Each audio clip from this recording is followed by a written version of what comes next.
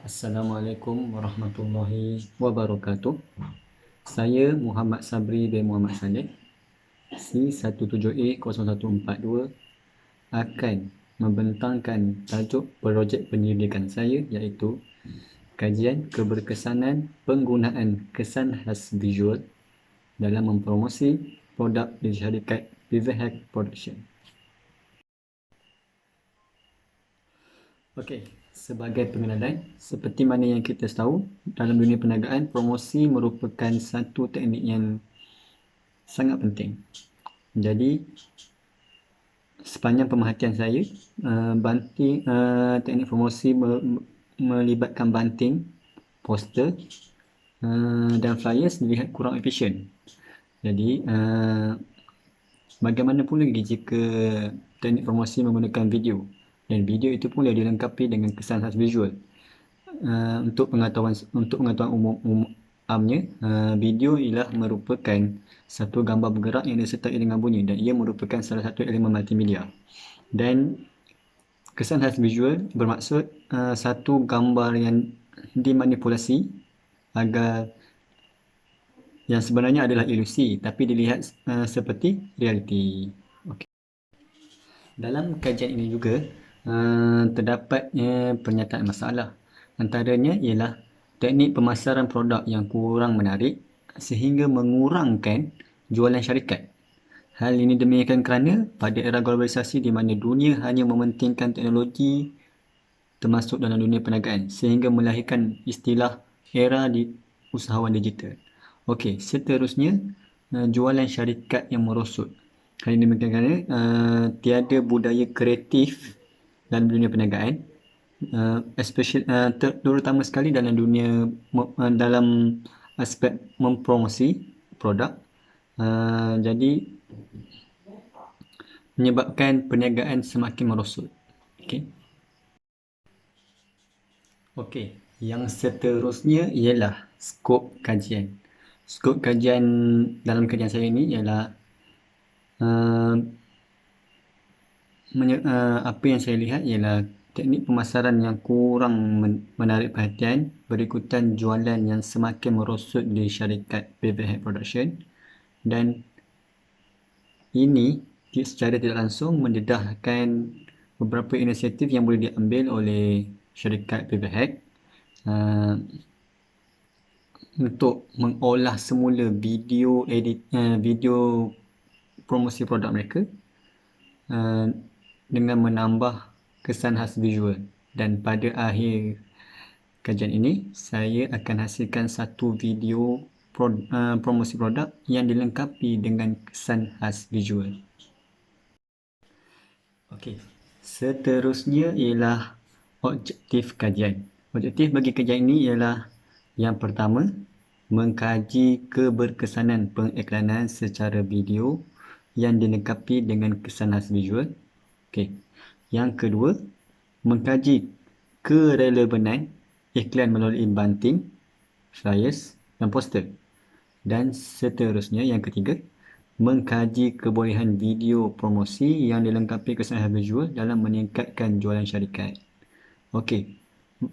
Untuk persoalan apa yang menimbulkan persoalan dalam kajian saya ialah adakah iklan melalui banting, flyers, poster masih relevan pada masa kini?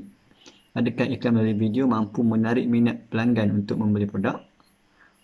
Adakah penggunaan kesan khas visual dalam video iklan merupakan teknik pemasaran yang berkesan? Seterusnya ialah kepentingan kajian. Antara kepentingan kepada pengkaji ialah menambah ilmu pengetahuan berkenaan video yang dilengkapi dengan kesan khas visual. Seterusnya ialah sebagai sumber rujukan kepada penyelidik yang akan datang, dan seterusnya ialah kepentingan kepada masyarakat, iaitu masyarakat boleh menggunakan kajian ini sebagai sumber untuk mereka menjalankan perniagaan. Yang seterusnya ialah sorotan kajian lepas, iaitu kesan khas ialah satu terma yang digunakan secara umum untuk menggambarkan semua simulasi ilusi dalam penerbitan filem. rancangan televisyen dan industri hiburan. Kesan khas terbahagi kepada optical effect, mechanical effect dan visual effect. Optical effect adalah kesan khas yang menggunakan manipulasi kamera dan pencahayaan semasa proses penggambaran berlangsung. Okey, manakala dalam buku Digital Visual Effect in Cinema, The Seduction of Reality yang dikarang oleh Stephen Prince yang dikatakan pada awal tahun 1980-an, grafik komputer dan pembuatan filem mula bersaing secara besar-besaran, walaupun Hollywood lambat menggunakan citra digital dalam tempoh ini. Sebaliknya, gambar yang dihasilkan komputer lebih lazim di siaran televisyen dan muncul dalam iklan dan sebagai logo korporat. Seterusnya, dalam dunia pemasaran juga terdapat beberapa kajian lepas yang antaranya ialah definisi pemasaran digital iaitu ialah aplikasi media digital, data dan teknologi yang disatukan dengan komunikasi tradisional untuk mencapai objektif pemasaran. Seterusnya ialah dalam terma yang pemasaran digital juga turut ditafsirkan iaitu in order for digital marketing to deliver result for business, digital content such as accessibility, navigation and speed are defined as the key characteristic for marketing. Cantillon 2004. Berdasarkan kenyataan tokoh tersebut, sememangnya pemasaran digital mendatangkan kesan yang perniagaan jika accessibility yang betul. Okey. Okey, yang seterusnya ialah metodologi kajian, iaitu kaedah kajian yang saya gunakan ialah kaedah kuantitatif. Apa itu kaedah kuantitatif? Ialah kaedah pendidikan yang digunakan untuk menghasilkan data berangka dan fakta keras dengan menggunakan teknik statistik, logik dan matematik. Dalam kaedah pengumpulan data menggunakan data primer dan data sekunder merupakan dalam analisis segala data diperoleh pada hasil kajian. Manakala kaedah kuantitatif merupakan kaedah berstruktur seperti tinjauan, soal selidik dan pemerhatian, maka demikian itu penyelidik menggunakan kaedah tersebut bagi memperoleh data dan dikeluarkan graf untuk dianalisis. Okey. Seterusnya, kaedah yang digunakan ialah kaedah pemerhatian, soal selidik dan pengumpulan data. Mula-mula pemerhatian dijalankan untuk di kaca televisyen, di media sosial untuk memastikan sama ada wujud ataupun tak iklan yang melibatkan kesan khas visual.